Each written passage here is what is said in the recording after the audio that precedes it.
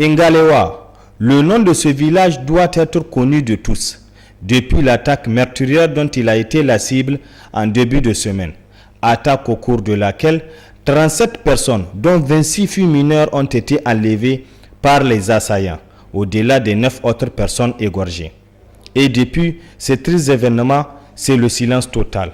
Aucune mobilisation nationale, des associations de femmes ou de défense des droits des enfants, comme ce fut le cas des jeunes filles de Chibok au Nigeria. Quel sort pour ces 37 personnes aux mains de ces hommes sans foi ni loi? Visiblement, cette préoccupation n'est pas celle de toutes ces organisations qui crient à longueur de journée pour des questions de quotas et de ratification de lois qui leur fera entrer de financement. Comment dans un pays de valeurs communautaires et religieuses, l'on peut passer sous silence un tel drame?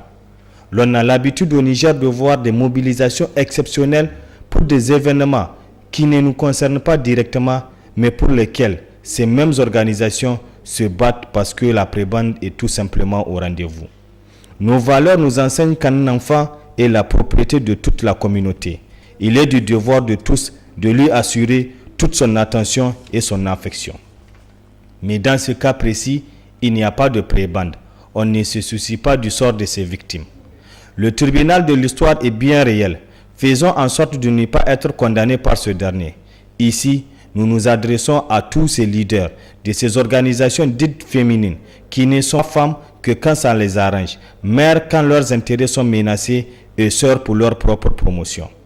La mobilisation pour retrouver ces 37 enfants incombe à tous. Ngalewa doit résonner partout. Quant au gouvernement, il doit pouvoir le dire où en sont les recherches.